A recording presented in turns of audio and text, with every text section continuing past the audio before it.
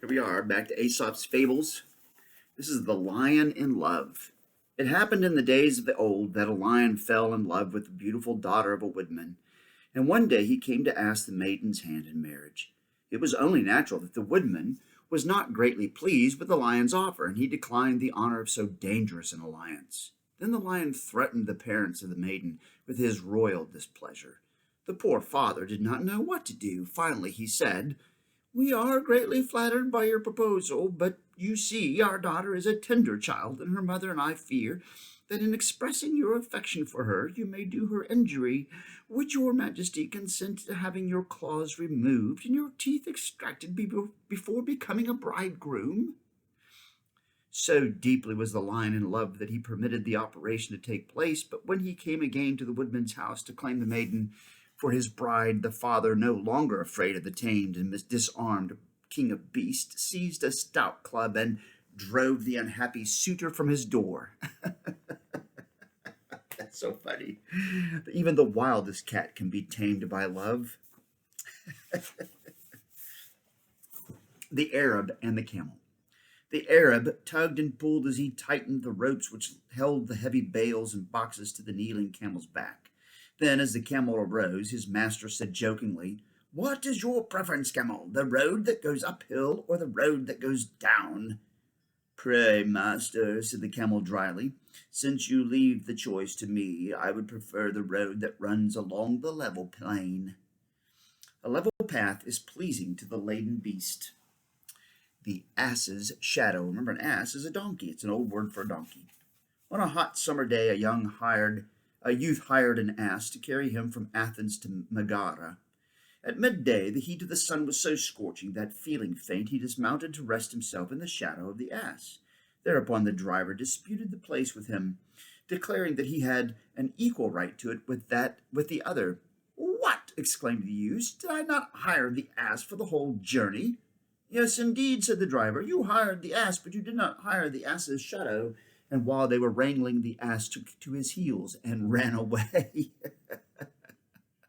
That's kind of funny, actually. Too many disagreements have not but a shadow for a basis. Ooh, ooh. Too many disagreements have nothing but a shadow for a basis. Ooh, that's pretty smart.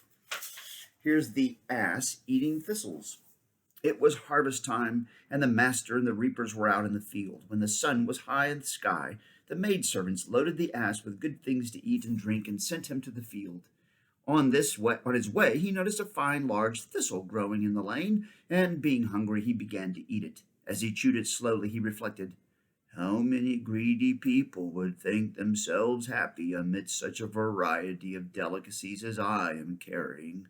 But for my taste, this bitter, prickly thistle is more savory and appetizing than the most sumptuous banquet. One man's meat may be another man's poison." The Raven and the Swan. The raven, who earned a comfortable livelihood picking up scraps, became dissatisfied with his lot. He would be especially unhappy whenever he saw the swan floating gracefully about a nearby pool. "What makes that swan so white and beautiful?" he would say. "Could it be that the water has magic qualities to turn one's feathers from black to white?" So the raven left his comfortable home and betook himself to the pools and streams. There he washed and plumed his feathers, but all to no purpose. His plumage remained as black as ever, and before long he perished for want of his usual food. A change of scene does not change one's character. Ooh, that's a pretty good smart one, too. Hercules, that's a really strong man who is supposed to be part god and part human. Hercules and the Wagoner. A wagoner is somebody who drives a wagon. A lazy farmhand was carelessly driving his wagon along a muddy road when the wheels became stuck so fast in the clay that the horses could no longer pull the load. The wagoner got down, and without making the least effort toward extricating the cart from the mire, he began to pray for Hercules, the god of strength, to come and help him out of his trouble. But Hercules, annoyed by the man's helplessness, called down from above, "Get up from your knees, lazy bones, and put your shoulder to the wheel." The gods help them that help themselves. Ah, that's where that statement comes from. It comes from the pagans. I knew it all the time. Here's the last one, the man and the satyr. A satyr is like part animal, part human. A man and a satyr met on a woodland path, and as they journeyed along, they struck up an acquaintance. The day was wintry and cold, and while they were resting on a log, the man put his fingers to his mouth and blew on them. "What's that for, my friend?" asked the satyr. "Oh, I always do that," replied the man. "When my hands are cold, I blow on them to warm them." Shortly afterward, they arrived at the satyr's home, and he invited his companion in for a bowl of hot porridge. And as the host placed a steaming bowl before his guest, the man raised his spoon to his lips and began to blow on it, just like that. "And now what are you doing?" asked the satyr. "Oh, my porridge is too hot to swallow, so I am blowing on it to cool it off," replied the man, and he went on blowing while the satyr stared in amazement. Some men can blow hot and blow cold with the same breath. That's pretty funny. There you go. That's the end of it for the day. Aesop's Fables. Bye.